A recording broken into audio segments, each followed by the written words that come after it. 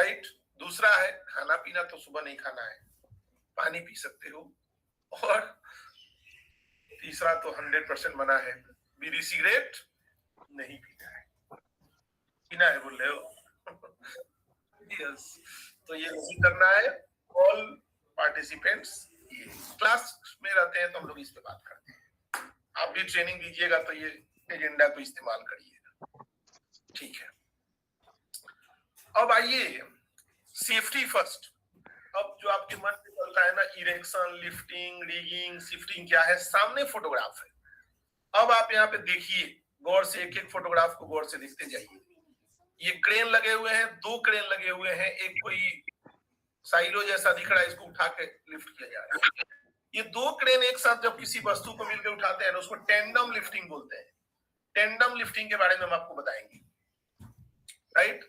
तो 2 क्रेन जब लगते हैं तो उसको टेंडम लिफ्टिंग बोलते हैं। और एक क्रेन तो लिफ्टिंग, ऐसे तो लिफ्टिंग तो है ही, लेकिन कोई पूछ देता है कि टेंडम लिफ्टिंग क्या है, तो आप बता दीजिएगा कि जब 2 क्रेन एक साथ मिलकर किसी वस्तु को उठाते हैं तो उसको टेंडम लिफ्टिंग बोला जाता है, याद रखिएगा। तो बहुत बड़ा चैप्टर है, इसको विस्तार से देखेंगे। तो यहाँ पे देखिए, अब इस इतना बड़ा इक्विपमेंट को ऊपर उठाना है तो क्रेन लगेगा, लिफ्टिंग होगा। यहाँ पे बड़ा सा कोई एक स्ट्रक्चर के साथ में एक टैंक भी दिख रहा है, उठाया जा रहा है। यहाँ पे भी कोई इक्विपमेंट है, उसको उठाया जा रहा है, क्रेन है, लिफ्ट कर रहा है। अब समझने वाली बात यहाँ पे ये है, ध्यान से देखिएगा कि जो क्रेन इस वस्तु को उठा रहा है, क्या वह क्रेन कोई भी वस्तु को उठा लेगा? जवाब होगा नहीं।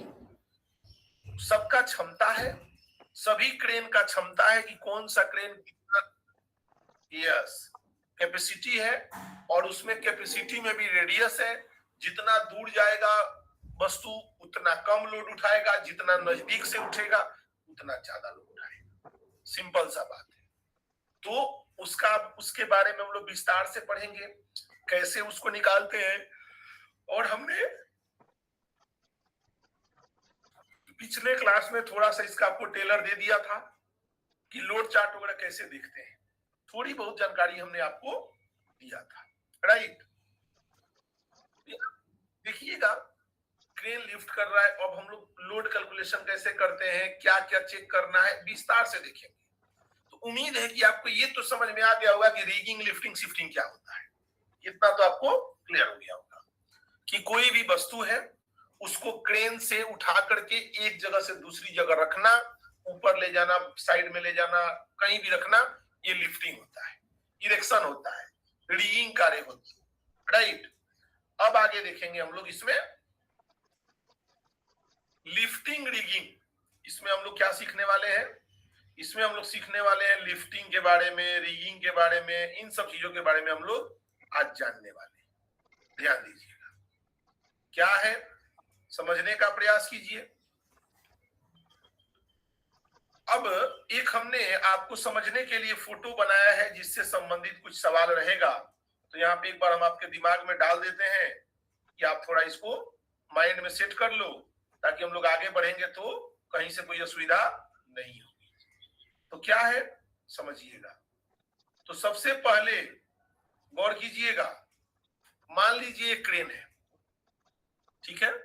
क्रेन का बूम जहां से इसका सेंटर हो गया, मान लीजिए क्रेन का बूम जहां से अप या डाउन होता है, मूवमेंट करता है, ये रूट है। अब यहाँ पे जो रेड कलर का हम आपको जो दिखा रहे हैं ना, जब भी क्रेन कोई वस्तु को लिफ्ट करता है ना, तो वहां पे एक समकोण त्रिभुज बनता है। और समकोण त्रिभुज में जो क्रेन का बूम होता है वो कर्टन होता है हमेशा, और जो क्रेन का सीलिंग की लंबाई होती है वो होता है हमेशा लंब, और जो उसका आधार होता है, यानी जो उसका रेडियस होता है वो होता है उसका आधार। तो कोई भी क्रेन में जब हम उसका लिफ्टिंग देखने जाते हैं कैपेसिटी, तो हमको सबसे पहले उसका बूम लेंथ, कितना एंगल बना रहा है, कितना उसका रेडियस है, वस्तु का कितना लोड है, ये सब हमको देखना पड़ता है। तो आप रेडियस बोले तो ये समझ जाइएगा कि जहां से उसका बूम उठ रहा है वहां से लेकर के वस्तु तक की दूरी, रेड वाला लाइन उसका रेडियस है। और रेडियस का बहुत महत्वपूर्ण भूमिका है वस्तु को लिफ्ट करने में, राइट, अति महत्वपूर्ण भूमिका है।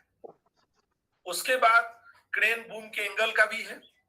एंगल ज्यादा होगा तो वस्तु ज्यादा उठाएगा, एंगल कम होगा तो वस्तु कम उठाएगा। बूम लंबा जितना होगा उतना वस्तु कम तो ये कैलकुलेशन हम आपको दिखाएंगे कि कैसे कैसे यहाँ पे कार्य होगा।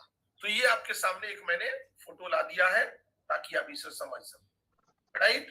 चलिए अब हम लोग आगे देखेंगे यहाँ पे क्या है। तो लिफ्टिंग में मेजर कॉज ऑफ एक्सीडेंट, सबसे पहले हम लोग बात करेंगे कि मेन कारण क्या होता है दुर्घटना होने का। मेजर कॉज समझने का प्रयास करेंगे, मेन कारण क्या होता है। तो सबसे पहले है इम्प्रॉपर सेटअप, क्रेन प्रॉपर तरीके से स्टेबल नहीं हुआ, उसका लेग यानी आउटरिगर जो निकलता है, जहां पे क्रेन खड़ा हो रहा है वो एरिया सरफेस बराबर नहीं है, वस्तु ठीक से पोजीशनिंग नहीं है, झटका देगा जब उठाएंगे तो, यानी पूरा कंप्लीट इरेक्शन का सेटअप ही गड़बड़ होगा, हादसा हो जाएगा। लेक ऑफ कॉम्पिटेंसी, कॉम्पिटेंसी मतलब एक्सपीरियंस, अनुभव, जानकारी, एक्सपर्ट, क्या क्या, इनएक्सपीरियंस्ड ऑपरेटर, यदि ऑपरेटर क्रेन ऑपरेटर को अनुभव नहीं है क्रेन चलाने का, इनएडिक्वेट ट्रेनिंग, पर्याप्त मात्रा में उसको प्रशिक्षण नहीं दिया गया है सुरक्षा से संबंधित, misuse of load chart, load chart को ठीक से यूज नहीं किया, उल्टा देख लिया, कोई बोलता है देखो देखो हो रहा है ना ये 15 टन में 3500 लगाओ लगाओ लगाओ, ऐसा नहीं, राइट, ऐसा नहीं होता है। आपको सही जानकारी रखना है, सही कार्य करना है, सही तरीके से एक्टिविटी को कवर करना है, ये बहुत इंपॉर्टेंट है। लेकिन कई सारे लोग क्या है इसको मजाक में ले लेते हैं, चलता है होता है खा लेगा, नहीं। आप क्रेन में कभी भी लोड चार्ट में इधर उधर मत करिए, जो लोड चार्ट में कैपेसिटी आपको आ रही है उससे कम वस्तु उठाना है, 75% तक उठाइए, 25% सेव रखिए। पुअर सिग्नलिंग, क्रेन जो है ना इशारों पे चलता है, और इशारों पे चलता है, जैसे मान लीजिए ऑपरेटर सिग्नल दिया, बहुत सारे सिंबल है सिग्नल के, हम दिखाएंगे आगे कि क्या करे तो क्या करना है, क्योंकि सुनाई नहीं देता है, बोलना नहीं है, इशारों देख के काम करता है। और यदि सही से सिग्नल नहीं दिया तो क्या होगा, मान लीजिए ये सिग्नल सही से नहीं देना, जैसे एग्जांपल गाड़ी को कोई रिवर्स कर रहा है, पीछे दीवार है, आपने बोला रुकिए और इंडिकेशन दे रहे हो चलिए, तो आके पीछे दीवार पे ठोक देगा ना। और सिग्नल का बहुत इंपॉर्टेंट है, ये सामने 2 वर्ड हिंदी में लिखा हुआ है, आपके मन में चल रहा होगा ये क्यों लिखा हुआ है, सिग्नल के साथ इस पूछना चाहते हैं सर। तो ये बताइए लिखा हुआ है रुको मत चलो, रुको मत चलो, ये दोनों वर्ड एक ही है ना, तो ये अंतर लग रहा है, लेकिन यदि हम लोग कॉमा को छोड़ दें तो फिर तो वर्ड एक ही है ना, मतलब वो ठीक से नहीं पढ़ा जाए तो अर्थ का अनर्थ नहीं हो जाएगा। यस, मतलब कॉमा दिया हुआ है, आप थोड़ा सा रुक के पढ़ना है, रुको मत चलो, ये रुकने को कह रहा है, और दूसरा रुको मत चलो, चलने को कह रहा है। वर्ड तो एक ही है, कोई अंतर नहीं है वर्ड में, सिर्फ कॉमा इधर लग गया उधर लग गया। मतलब सिग्नल का कितना इंपॉर्टेंस है समझ में आ गया ना यहाँ पे। तो सिग्नल आप इधर उधर करोगे तो लफड़ा हो जाएगा, तो सिग्नल परफेक्ट होना चाहिए। इम्प्रॉपर रिगिंग प्रैक्टिसेस, अब ये जो कंप्लीट इरेक्शन प्लान है वो गलत तरीके से हो रहा है, कोई लोड चार्ट नहीं देखा गया, कोई प्रोसीजर फॉलो नहीं हुआ, हवा तेजी से चल रहा है उसी में इरेक्शन चालू कर दिया, मामला गड़बड़ा जाएगा। ग्राउंड कंडीशन, ग्राउंड कंडीशन यानी जमीन मिट्टी लूज है और उस पर क्रेन चला दिए, क्रेन पलटी मार देगा, आगे आपको दिखाएंगे ग्राउंड कंडीशन क्या गड़बड़ करता है। तो क्रेन का बहुत इंपॉर्टेंट है, ग्राउंड का बहुत इंपॉर्टेंस है। यदि सरफेस बराबर नहीं है, ऊंचा नीचा जमीन है, मिट्टी लूज है, कॉम्पेक्शन ठीक से नहीं किया गया है, क्रेन पलट जाएगा। तो ग्राउंड कंडीशन जहां पे क्रेन मूवमेंट करेगा बहुत इंपॉर्टेंट, क्योंकि जब क्रेन नॉर्मल आएगा तो ठीक है, लेकिन जब वो लोड उठाएगा ना तो वहां पे परिस्थिति बदलेगी। जब लोड उठाएगा तो परिस्थिति वहां पे बदलेगी। यस, तो वहां पे बाद मिट्टी दबेगा, क्रेन पलटी मार सकता है। पुअर लेक ऑफ मेंटेनेंस मतलब कोई भी गाड़ी है, क्रेन है, मशीनरी है, यदि उसका रख रखाव ठीक से नहीं कीजिएगा तो आने वाले कल दुर्घटना को न्योता देगा। जैसे समझिएगा बात को, मान लीजिए आपके गाड़ी में ब्रेक ठीक नहीं है और उसका आप इस्तेमाल कर रहे हो, तो कभी अचानक आपको ब्रेक अच्छे से लगाना पड़े, नहीं लगा पाओगे, कहीं चोट लग जाएगा, हो सकता है ना, संभावना है। यस, लाइट ठीक नहीं है, कमजोर लाइटिंग है, रात में चल रहे हो, ठीक से दिखेगा नहीं, दुर्घटना हो जाएगी। क्रेन में भी सेम है, कहीं मान लो हाइड्रोलिक ऑयल लीकेज है, सीलिंग में कहीं क्रैक है, क्रेन के आउटरिगर में कहीं गड़बड़ी है, चैन में कहीं गड़बड़ी है, कुछ भी डिफेक्ट है, यदि ठीक से उसका मेंटेनेंस नहीं होगा तो हो सकता है इरेक्शन के टाइम में ही धोखा दे दे, कभी भी धोखा दे सकता है। तो हमारे कहने का अभिप्राय ये है कि उसका रख रखाव सही से करना है।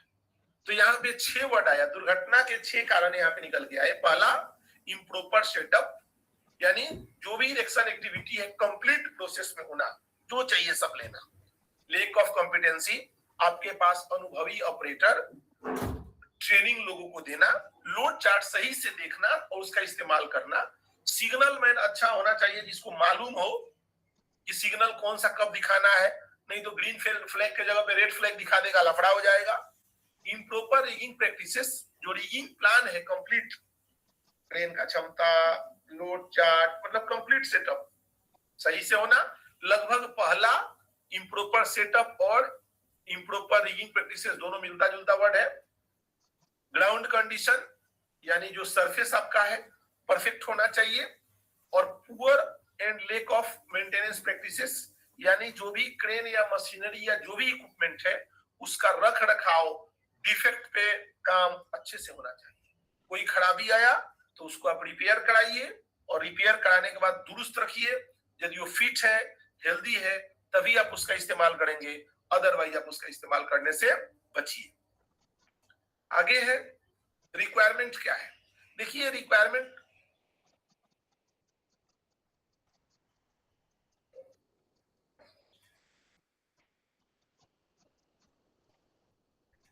यस, रिक्वायरमेंट क्या है, तो रिक्वायरमेंट समझने का प्रयास कीजिएगा।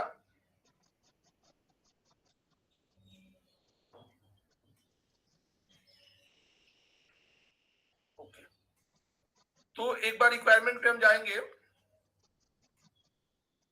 मेरी आवाज आ रही है ना सभी को? तो हम रिक्वायरमेंट पे जाएंगे। रिक्वायरमेंट क्या है, तो रिक्वायरमेंट आप समझिएगा, लिखने का जरूरत नहीं है, ये हिंदी में पूरा कंप्लीट मटेरियल लिखा हुआ है, आपको भेज दिया जाएगा और उसको समझा दिया जाएगा, उसको आप पढ़ लेंगे, उससे आपका काम हो जाएगा।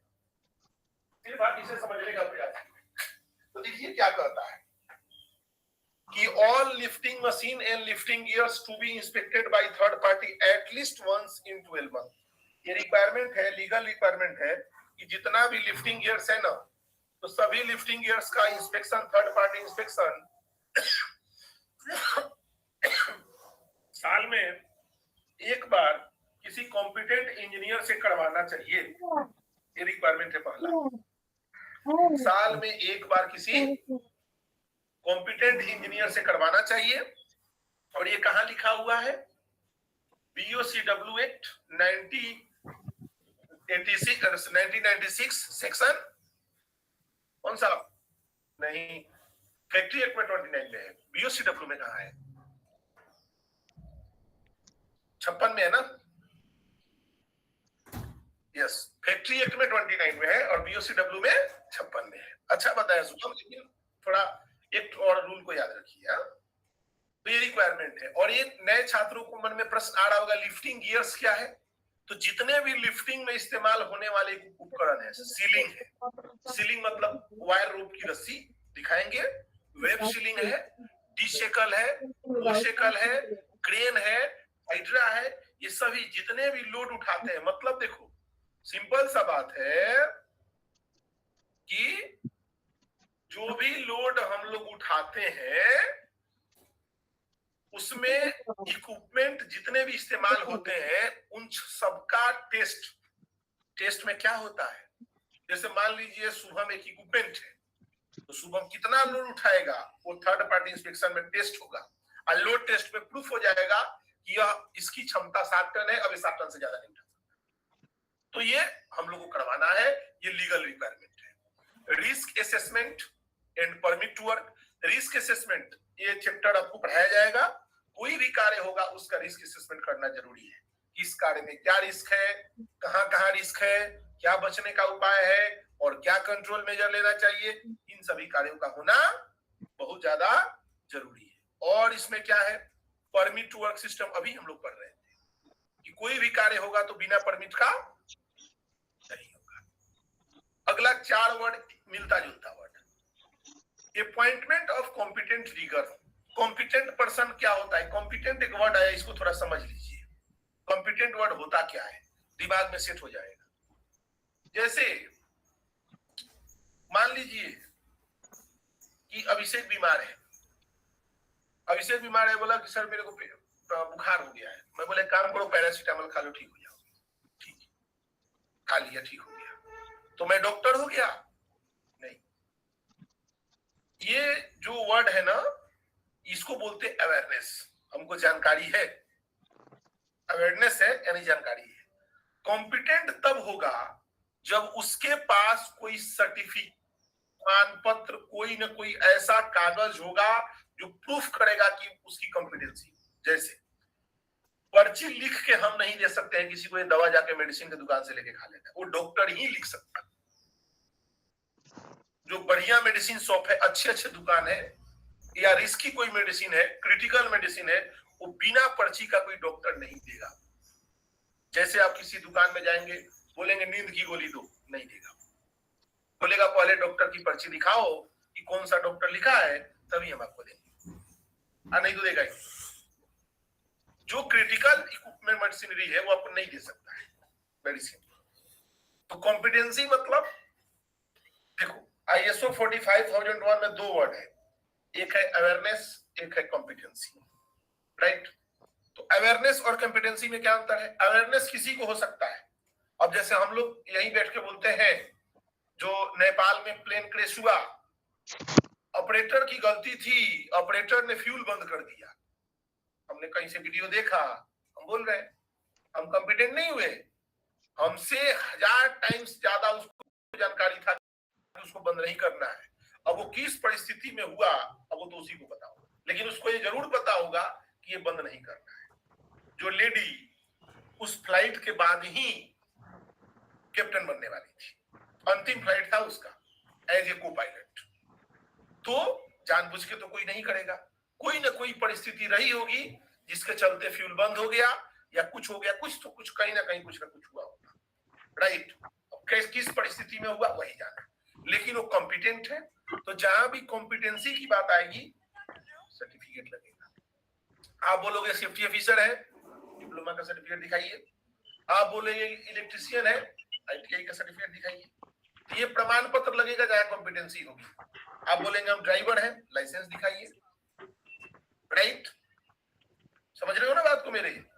तो जहां भी कॉम्पिटेंसी की वहां पे प्रमाण पत्र लगेगा। और अवेयरनेस किसी को हो सकता है, कुछ भी हो सकता है। जैसे कोई बोलेगा हेलमेट पहन के गाड़ी चलाना चाहिए, तो ट्रैफिक पुलिस नहीं हो गया और सेफ्टी ऑफिसर नहीं हो गया, उसको जानकारी है पहनना चाहिए, बोल रहा है। प्लांट में बोलेगा फायर एक्सटिंग्विशर वहां रखना चाहिए, सही है रखना चाहिए, लेकिन वो सेफ्टी ऑफिसर नहीं हो गया, जानकारी है उसको, अच्छी बात है। तो अवेयरनेस और कॉम्पिटेंसी वो था, समझिएगा बात को ध्यान से। तो कॉम्पिटेंट रीगर कौन होता है?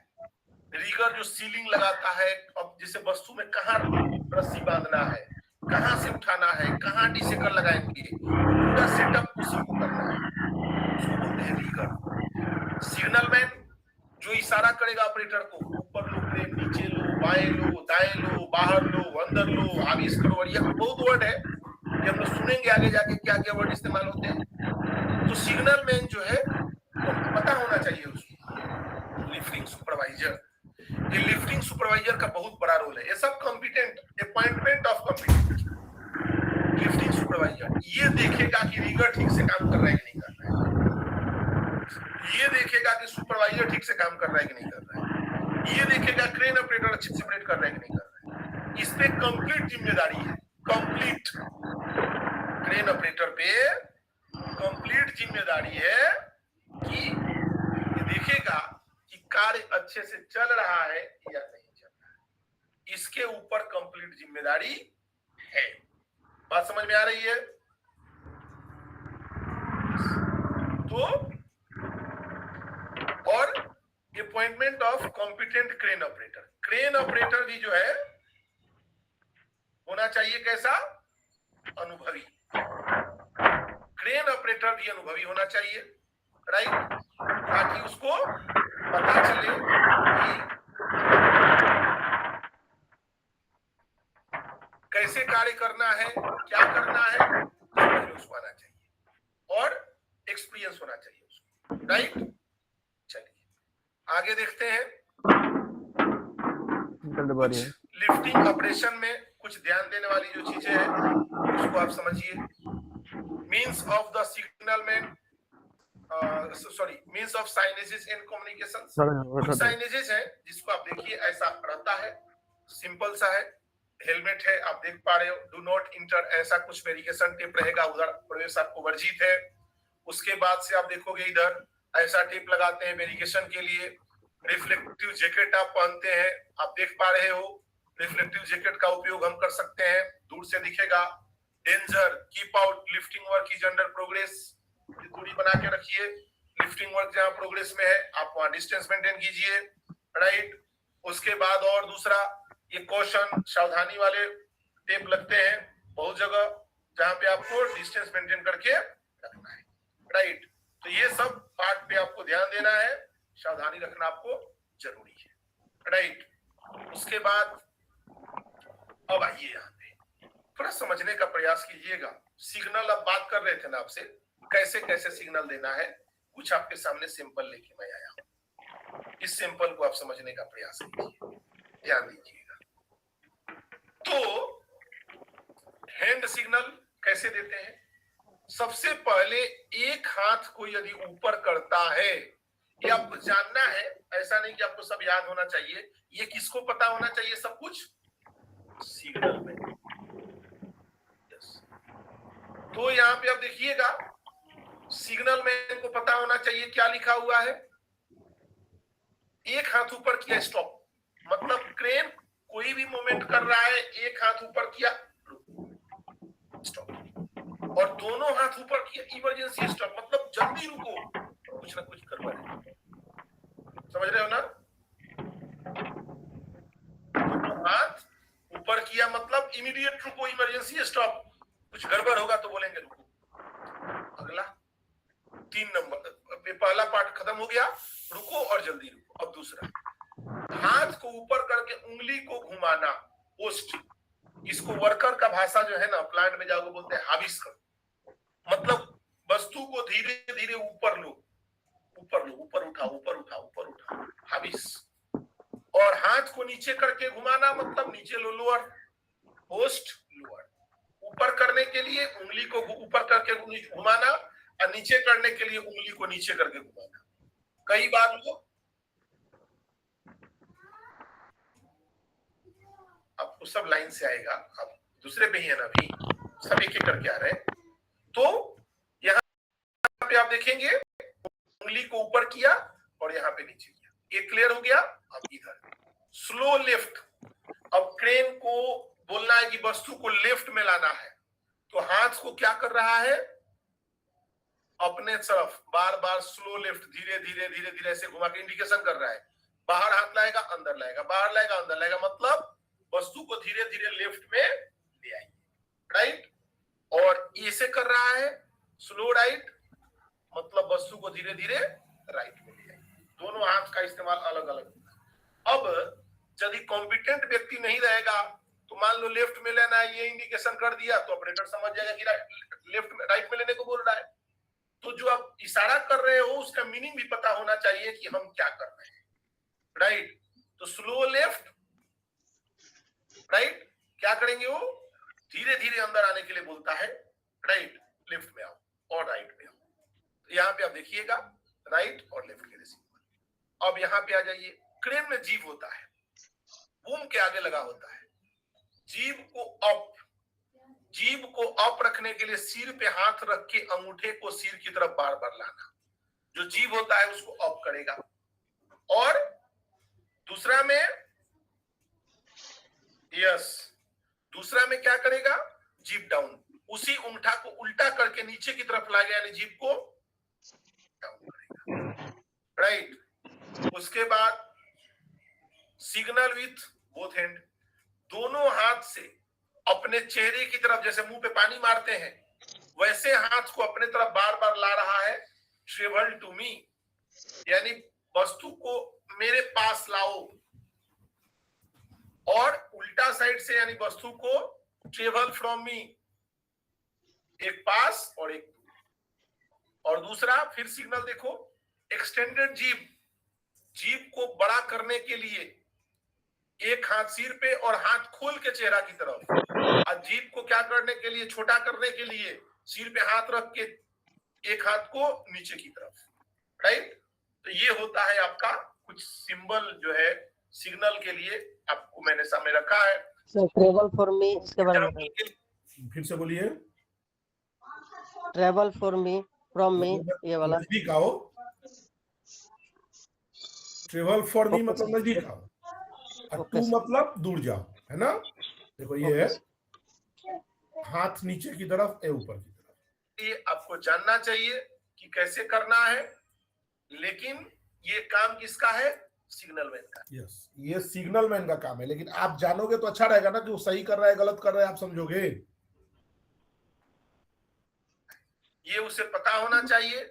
नया कोई सिग्नल मैन आया तो उसे ट्रेनिंग में आप ये दिखा के बता सकते हो, और उनको ट्रायल में भी दिया जा सकता है कि आप एक बार थोड़ा क्रेन नहीं चला रहा है, ऑपरेटर पूछो, वो बोलेगा, ऑपरेटर जवाब देगा, कुछ इशारा करेगा, बोलोगे कैसे करना है, वो बोलेगा ऐसा करना है।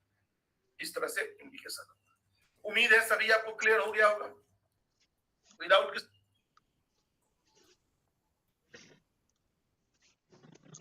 ये वाला ना, अप डाउन,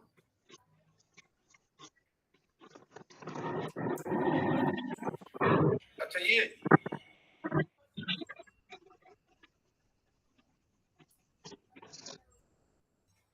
एक बात बताओ, इसमें टोटल 12 फिगर है।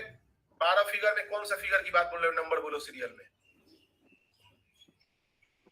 2 नंबर जो बोलता है, 2 नंबर जो बोलता है, 2 नंबर बोलता है कि जल्दी से रुको, रुकिए।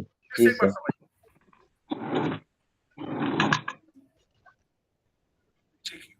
इसमें क्या है देखिए, इसमें क्या होता है ना कि इंडिकेशन मेन जो होता है उंगली का होता है। कई लोग ऐसा हाथों से भी इशारा करता है, कई लोग ऐसा अंगूठा से भी इशारा करता है। ये दोनों ईवी सिंबल सेम ही है, लेकिन मैक्सिमम इस्तेमाल होने वाले सिंबल ये है। यदि आप अंगूठा को ऊपर ऐसे किए रहोगे ना, और अंगूठा को हिलाओगे धीरे धीरे धीरे, तो अंगूठा को हिलाना है, ऊपर ले जाएगा। क्लियर है ना? यस, ये सेम सिंबल।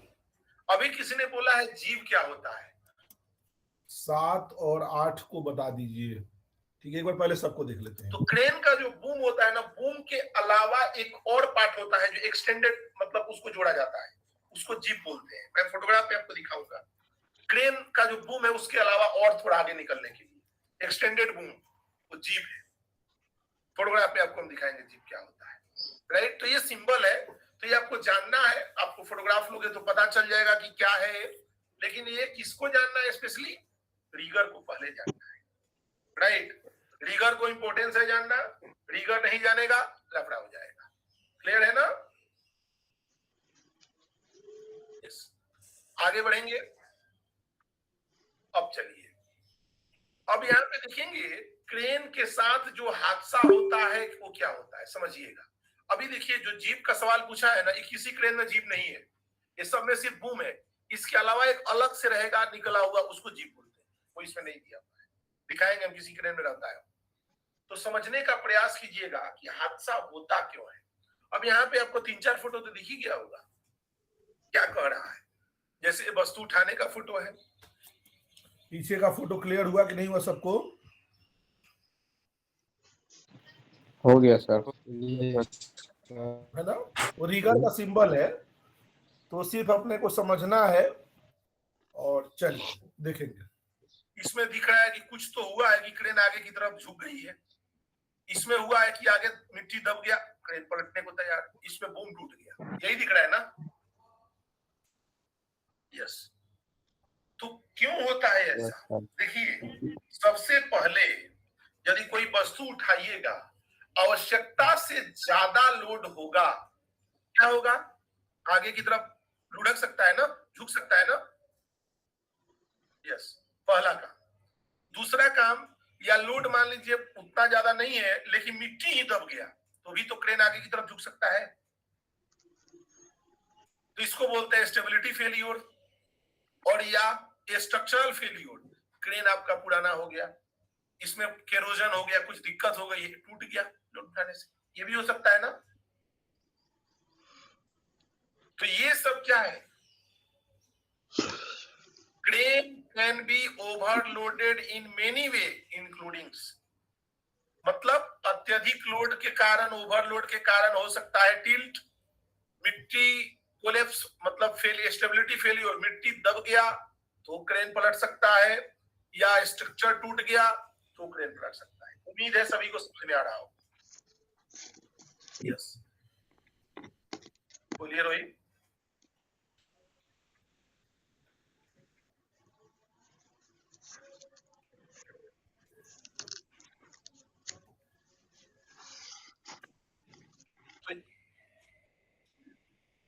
देखिए, कोई भी वस्तु होता है उसका लोड पहले से निर्धारित रहता है, वेट लिख के आता है कि इसका इतना वेट है।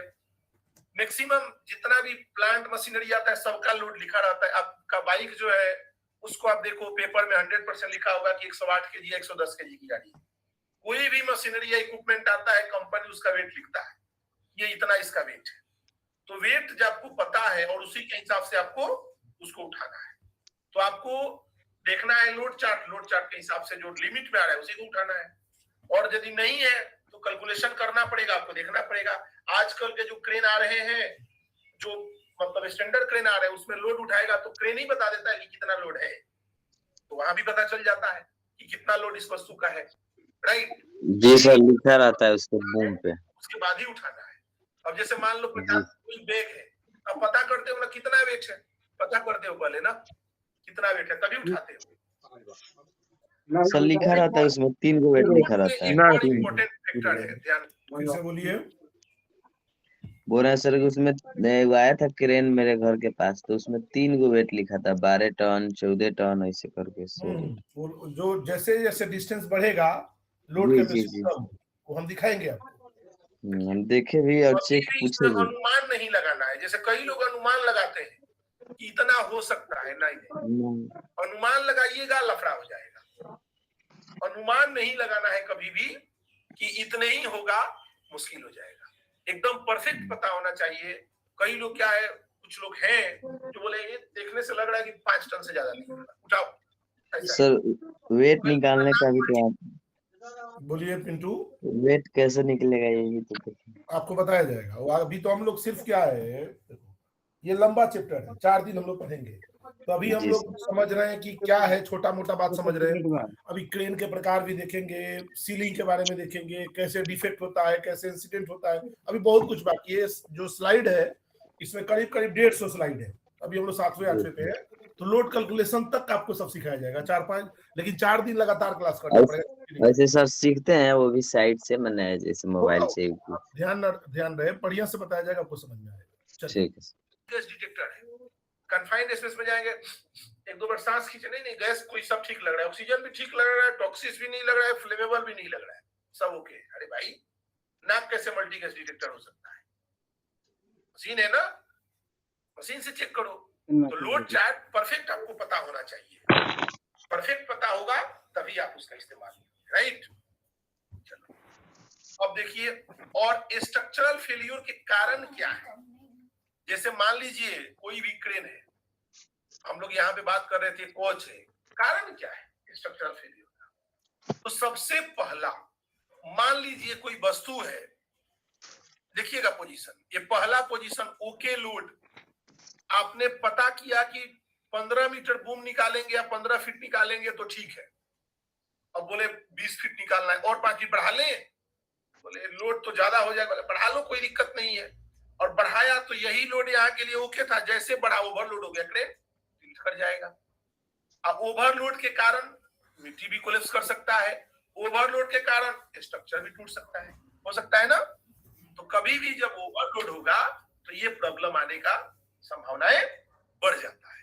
तो कभी भी क्रेन में ओवरलोड नहीं रखना है, ओवरलोड नहीं करना है, नहीं तो क्रेन टिल्ट हो जाएगा और कुछ ना कुछ प्रॉब्लम हो जाएगा, या तो स्टेबिलिटी फेलियर हो जाएगा, या कुछ स्ट्रक्चरल फेलियर हो जाएगा, या क्रेन में कुछ प्रॉब्लम हो जाएगा और ऑटोमेटिक ये प्रॉब्लम हो सकता है। सामने एग्जांपल है, एग्जांपल देखिए। अब जैसे एक क्या है, क्राउलर क्रेन है, क्राउलर क्रेन है। अब यहाँ पे चलना शुरू हुआ, तब तक मिट्टी दब गया, आगे क्रेन आगे की तरफ पलट गया, देख पा रहे हो ना। यस, तो कहने का मतलब ये है कि ये परिस्थिति कब आती है, लोड ज्यादा होगा या मिट्टी ही कमजोर है। कम लोड में भी पलट सकता है यदि मिट्टी कमजोर होगा तो, यानी स्टेबिलिटी नहीं होगा तो स्टेबिलिटी बहुत इंपॉर्टेंट है। तो इसीलिए ऐसे क्रेन को प्रायः लोहे के प्लेट पे चलाया जाता है, 40 mm 60 mm का लोहे का प्लेट डाला जाता है, प्लेट पे चलाया जाएगा, क्योंकि ये नॉर्मल मिट्टी पे चलेगा, सहन नहीं कर पाएगा। और सामने की तरफ थोड़ा लोड ज्यादा आता है, बीच में कम, सामने ज्यादा आता है, तो वैसे केस में क्रेन टिल्ट होने की संभावनाएं बढ़ जाएगा, राइट। तो इन सब चीजों को आपको ध्यान रखना है। अब देखिए और भी है ड्रैगिंग लोड्स, ध्यान दीजिएगा। 3-4 पार्ट है लोड में। अब जैसे किसी वस्तु को आप उठा रहे हो, फोटोग्राफ से ही आपको समझ में आ जाएगा, ध्यान से देखिएगा। तो जो वस्तु को उठा रहे हो ठीक नीचे से, मतलब 90 डिग्री का एंगल नहीं बनेगा, तो जैसे वस्तु थोड़ा ऊपर आएगी, ये झटका पे क्रेन की तरफ आने की कोशिश करेगा कि नहीं करेगा? यस, जैसे ही ये वस्तु थोड़ा सा ऊपर आएगी, इमीडिएट ये झटका मारेगा क्रेन की। तो क्या करना है, या तो क्रेन को थोड़ा आगे कर लो, और जब ये झटका मारेगा ना, तो सामने से लोड हल्का होगा और पीछे लोड ज्यादा पड़ेगा, क्रेन पलट सकता है। जब ये इधर से झटका देगा ना, तो क्रेन पीछे से उठेगा और इधर क्या बोलते हैं, आगे से उठेगा और इधर दबाव ज्यादा डालेगा, उस केस में प्रॉब्लम हो सकता है। तो इसलिए कभी भी जब वस्तु उठाना है तो 90 डिग्री का एंगल से ही उठाना है, क्रेन को थोड़ा आगे ले लो और वस्तु को उठाना, नहीं तो प्रॉब्लम हो जाएगा। क्लियर है ना।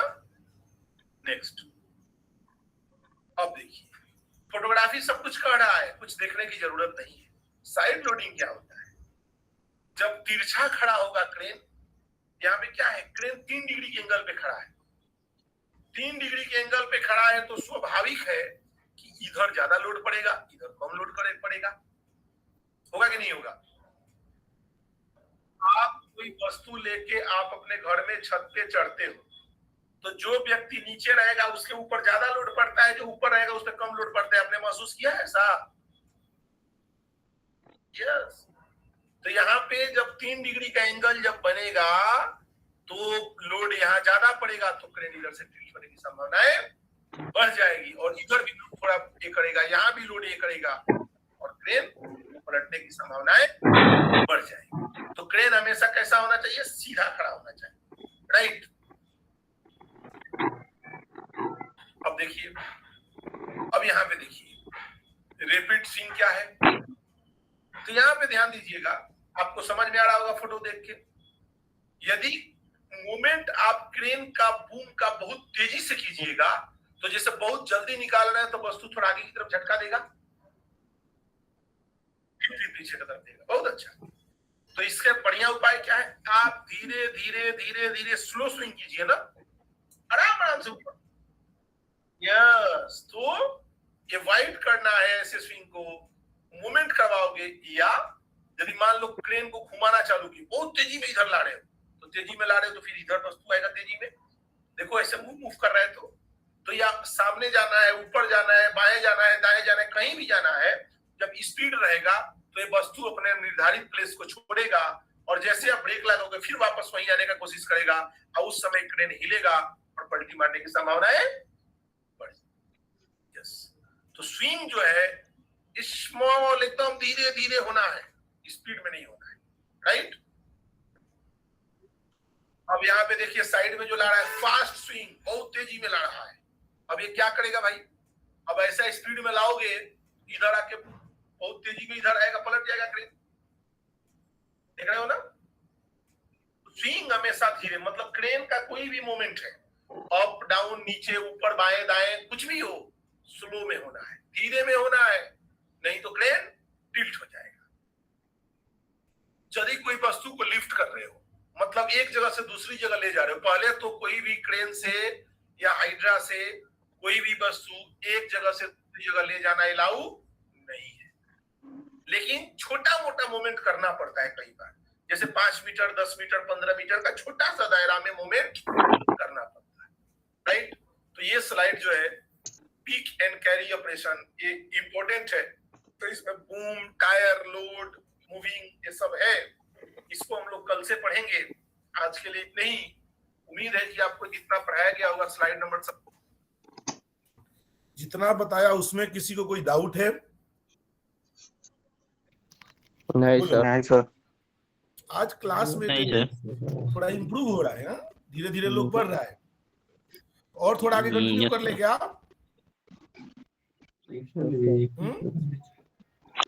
तो थोड़ा हाजिरी उजरी लिया जा रहा है।